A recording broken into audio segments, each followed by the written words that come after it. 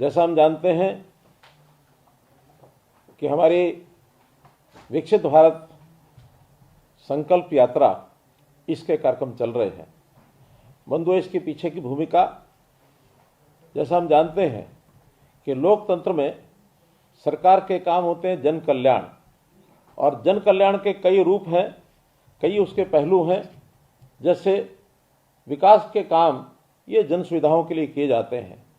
लोगों को बहुत सी सेवाएं लेने की कठिनाई आती है तो उसमें बहुत सी शिकायतें ये भी प्राप्त होती हैं। तो उन शिकायतों को किस प्रकार से सरल ढंग से दूर किया जाए और सामाजिक तौर पर चाहे काम हो अथवा व्यक्तिगत तौर पर काम हो, लोगों को सरलता से ये सब काम पूरे हो सकें, ऐसा सरकार का एक दायित्व होता है। पूर्व की सरकारों के समय हम देखते हैं कि ये सुविधाएं प्राप्त करने में बहुत सी उलझनें ये होती थी। काम भले ही कुछ न कुछ सरकारें करते ही रहती हैं, लेकिन उन कामों को विघ्न बाधा रहित से वो काम सब हों, ये सरकारों का काम होता है।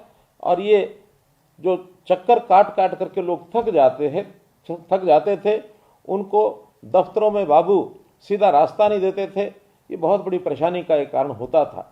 और साथ में भ्रष्टाचार के दंश से जैसे हमको गुजरना पड़ता था, बहुत ही तकलीफ दे ये विषय सामान्य जन के लिए होता है। हमने जब से भी सत्ता संभाली है, और विशेष तौर पर मैं उल्लेख करना चाहूँगा, मोदी जी की सरकार केंद्र में 2014 में आई और हमने भी हरियाणा में सत्ता 2014 में संभाली थी। मोदी जी को, क्योंकि ज़मीन से जुड़े हुए नेताओं को सबको बहुत ही इस प्रकार का पीड़ाओं का एक अनुभव होता है। उन्होंने गुजरात में भी लगातार 13-14 वर्ष जो अपना शासन किया, उन 14 वर्षों में जनता की तकलीफ़ों को उन्होंने देखा। और केंद्र सरकार में जब मोदी जी की सरकार के माध्यम से इन तकलीफ़ों को दूर करने के लिए बहुत से ऐसे बीड़े उठाए और उसमें सुविधाएं उपलब्ध कराने की और जो है मुहिम चलाई। उस मुहिम में अंतिम व्यक्ति को किस चीज़ की आवश्यकता होती है, उसकी उन्होंने एक प्रकार से व्यवस्थाएं बनाई। हम जानते हैं कि समाज के अंदर विभिन्न प्रकार के लोग होते हैं। कुछ साधन संपन्न लोग होते हैं, मध्यम वर्गीय लोग होते हैं, कुछ गरीब लोग होते हैं, कुछ इस प्रकार के अभावग्रस्त लोग जिनको कुछ चीज़ों की आवश्यकता होती है। ऐसे सब लोगों को सुविधा से चीज़ें मिल जाएं, इसके लिए उन्होंने सब प्रयत्न किए। आम आदमी की ज़रूरत ये क्या हो, इसके लिए ये कार्यक्रम शुरू किया। हमने भी हरियाणा में अप्रैल 2013 के अंदर जनता को सुविधाएं इस प्रकार के पहुंचाने के लिए अप्रैल 2023 में जन संवाद के कार्यक्रम शुरू किए थे, और मैं स्वयं उन कार्यक्रमों में जाता था। साथ में हमारे प्रदेश सरकार के मंत्रीगण, हमारे प्रदेश के सांसदगण, विधायकगण, वो भी सब जाने लगे। लगभग हमने 115 कार्यक्रम इन गाँव में मैंने स्वयं किए, और हमारे सभी और नेताओं के माध्यम से भी 1000 से ऊपर ये कार्यक्रम हो चुके थे। साथ में ही जब हमको ये पता लगा कि मोदी जी ने एक इस यात्रा की जो परिकल्पना की कि विकसित भारत की जो संकल्प यात्रा ये शुरू की जाने वाली है, तो हमें थोड़ा चैन हुआ, क्योंकि हमारी गति में जितने हम कार्यक्रम कर रहे थे, लक्ष्य बड़ा था, 6500 गांव और लगभग 1800 वार्ड। तो ऐसे 8300 कार्यक्रम करने में जितना समय लगने वाला था, हमारे लिए बड़ा कठिन काम था। लेकिन जब ये योजना आई कि विकसित भारत संकल्प यात्रा हर गांव में जाएगी, वार्डों में जाएगी, और निश्चित 2 महीने के कार्यकाल में इस काम को पूरा किया जाएगा, तो हमको एक संतोष हुआ कि हमारे सारे काम को संकल्प यात्रा के माध्यम से और ये पूरा किया जाएगा। आज मुझे ध्यान में होगा कि जब 2014 में सबसे पहली बार हमने सरकार संभाली थी, उससे पहले मैंने एक नारा दिया था, हरियाणा एक, हरियाणवी एक।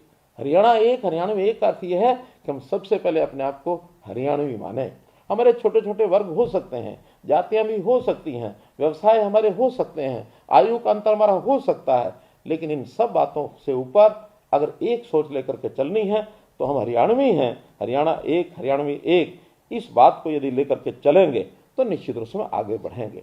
हमने अपने इस विकास के मॉडल को हरियाणा में इस प्रकार से भी बनाया कि बहुत योजनाएं सरकारों की जातियों के आधार पर बनती रही हैं।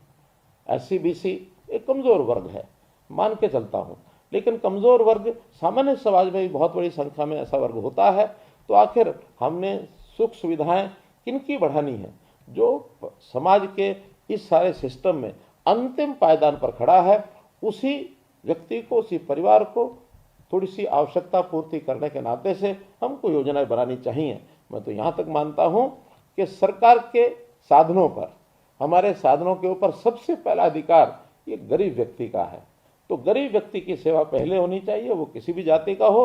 तो अंत्योदय नाम की जो सोच है, पंडित दीनदयाल जी उपाध्याय ने जो अंत्योदय नाम की सोच के साथ हमको एक विचार दिया, उस हिसाब से अर्थात गरीब की सेवा पहले करना, उसी नाते से प्रधानमंत्री जी ने सामान्य जन के लिए जो योजनाएं शुरू की, बहुत सी योजनाएं जिसका लगातार लाभ तो मिल ही रहा है, लेकिन इन कार्यक्रमों के माध्यम से अर्थात जो हमारी विकसित भारत संकल्प यात्रा, जनसंवाद यात्रा, इसके माध्यम से गांव-गांव में जाकर व्यक्ति सरकारी दफ्तरों में आए, इसकी बजाय हमारा सिस्टम ऐसा हो कि हम उसके गाँव में जाएं, पूरी सरकार उसकी गाँव में जाए और उन सब योजनाओं का लाभ मिले।